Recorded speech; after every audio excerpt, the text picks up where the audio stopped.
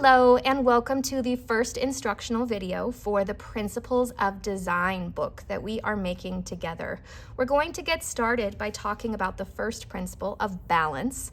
And balance means the distribution of visual weight in a composition. Now, the visual weight that they're referring to is basically just the stuff that's in an image or picture and how the artist chose to place those things within their composition or on their page or canvas.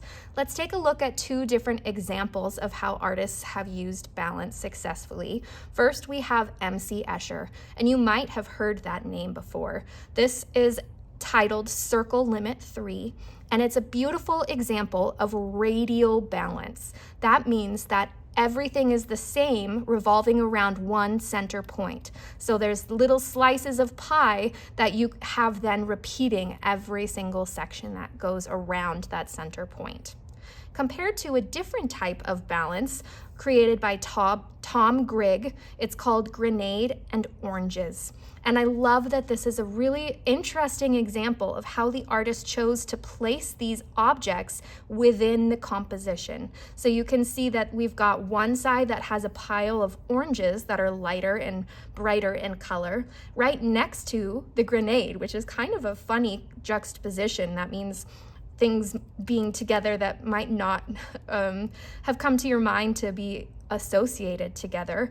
Now you can see that the visual weight of this grenade feels quite heavier than the weight of the oranges because it's darker, because it's more condensed, because it's isolated compared to a grouping. So it's really showing the difference between the amount of visual weight of these two different objects. Now let's go ahead and get started by doing our first practice together as a follow along. Now let's start with symmetrical. And if you think in your mind about the word symmetrical, you might have heard it in many other ways, talking about someone's facial features or talking about the balance within a room. If things are even on both sides, that makes it symmetrical. So what we're going to do here, we are going to copy that body of the butterfly to be exactly the same on this side. And we're gonna fill that in so that it matches that gray perfectly. Now we're going to draw the second antenna coming out, and we want those angles to be very similar.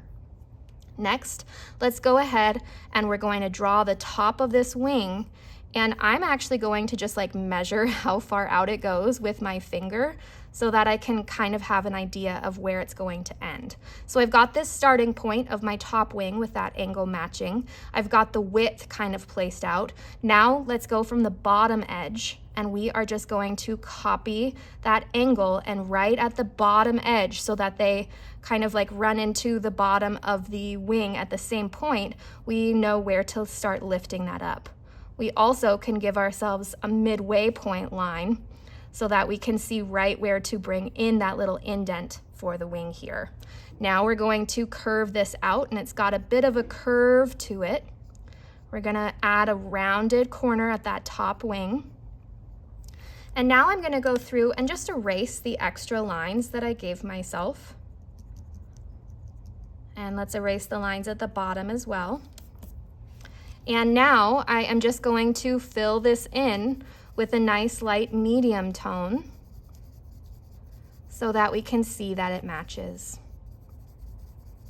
And that is symmetrical. That means if we were to cut this image in half, it would be exactly the same on both sides. All right, now even if it's not quite all the way filled in, that's okay. You can always finish after we go through these steps together. But regardless of whether you're done with the butterfly, let's switch over to the tree. It'll be quite a treat. Now, we are doing something slightly different. This is called asymmetrical. So that means that it is not exactly the same on both sides. So we are going to come in, and it can be similar, but we are going to make it subtly different. Now I'm going to start, and you can follow along with me by making the bottom of the tree, and I'm going to add in a different branch coming up and kind of overlapping here. And I'm just gonna kind of finish these little edges of the tree. I'm gonna bring in some layering here. And I want this side to be different, but not like drastically different. And we're gonna just color in our tree trunk and then color in our tufts of our tree. And we should make sure that they are not exactly the same. We're going for asymmetrical. So if we put a line in the middle, it is not exactly the same. All right, now regardless of whether you're finished, let's go ahead and move on to radial. We talked about radial when we were discussing the MC Escher circle limit 3, and what we talked about is how you have a piece of the pie that repeats all the way around. So let's start by drawing the rest of these lines. We're just drawing them out so that they're nice and straight. And then we're going to add one more between here and here, so that we've got this same piece of pie repeating. Now we're gonna start on either side and we're going to draw that curve, and we're just gonna continue drawing that curve until we've got our circle. Just take a moment to kind of perfect that circle. Now, let's go through and give ourselves, like, if this was our pie, we're making the crust at the edge, this dark crust here. So let's go through and we're gonna fill that in. And we're just adding that crust to the end of all of our pieces of pie. And we wanna make sure that they match up with our first one, because each of these pieces of pie should be the same. Now, we're going to draw this little curve piece and the end here. And I'm gonna just go through and make that like little flat edge go all the way through the end. I'm gonna fill that in nice and dark. And I'm going to just draw in this little curved piece in each of these spaces. And then I'm going to fill those in dark. Let's do that together.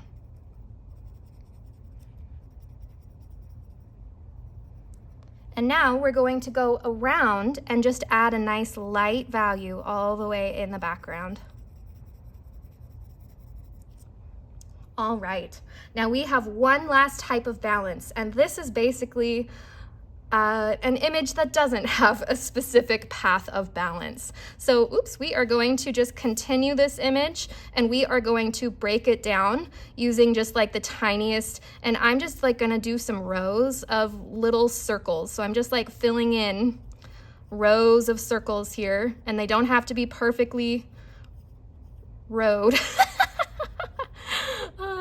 I should have rowed that one out. Nope, that's still wrong. Okay, well, we are just filling the other side of this image with circles so that we can have what's called crystallographic balance, and that means it doesn't have any sort of pattern in our balance here. It's very randomly distributed, and we are going to just pick some of these circles to fill in dark, and then some of them are going to be medium toned, and some of them are going to be light. And we can add patches of the dark together, but we want to avoid having it start to be perfectly symmetrical. And we want this to not be radial. We're making it very random. And there is crystallographic. Thank you guys so much for following along. Hello, and welcome to today's balance practice. We are going to just go through the instructions together. It says, in the space provided below, draw one example of each feeling you can demonstrate through the use of balance. Now, there are these different sections, and I'd like for you to do this with me. We are going to draw a line dividing these 3 columns and one line dividing this row, so that you can really see how these are split up. Now, it's very small, but this little word says stability. So you can choose any of these pictures to draw. Now, I am going to just talk you through this one so that I can give you some time. Next, we have increase. So you can choose any of these examples, these 6 examples, to copy into this space. Same with bold. For bold, we've got congested right here, we've got tension right here, and we've got playful right here. Now, I am gonna show you a couple of examples and then I'll let you get started to try it. Now, why don't we try out Let's do stability and tension, and then I'll show you some other examples and let you get started to try it. So for stability, why don't we try, and I'm gonna just show you one example, and you, like I said, can choose any of these examples to continue copying for yourselves. So here is stability, and I don't mind if you don't color it in. So we can see that these are all like stacked and connected. There's stability created by the shape and form that they've come together to make. Now we have tension, and this one is giving us a very different feeling, right? This one is like not very secure. So maybe I would come in with a circle, and then I'll have it just like barely balancing on the tip here. And we will be able to see the difference between the feelings here, because this feels very secure while this feels a little bit risky, right? Now you are going to take some time now to go through and choose your favorite out of the 6 that shows the word that we are looking to demonstrate. Thanks for watching. Hello and welcome to our final practice for balance. Today we are going to look at what helps to create heavier weight in a picture and what helps to create a lighter weight in pictures. Now let's go through these lists. To make something look heavier or to make it have more importance, that's like what people look at first because it's the heavier parts. We have large objects, dark colors, high contrast, warm hues, objects in the corners or in the sides, large areas of negative space, familiar specific objects. It's complex, and maybe a diagonal or vertical composition. So let's start by selecting that we are going to do a diagonal or vertical composition. We want it to be fairly complex. We're going to use familiar objects and large areas of negative space. So let's start by maybe coming in, and I'm going to draw a heart that's going off of the page. It's a recognizable object, it's familiar, and it's going off of the corner or side. Now I'm going to come in and maybe I'll just continue drawing in objects. I'm going to use larger familiar objects, and I am creating a heavier weight by making them larger, by giving them a diagonal composition. We're going to leave these corners open so that we have large areas of negative space.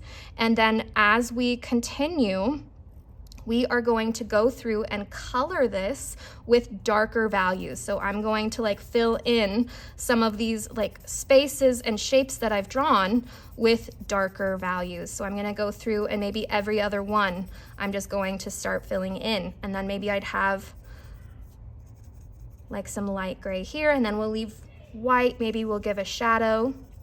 Now we have our lighter weight. We're going to do some smaller objects. They're not going to be very recognizable. We're going to use light colors, low contrast, objects near the center, and little negative space. Geometric objects, simple and horizontal. So let's go ahead and we're just going to add like a couple random shapes.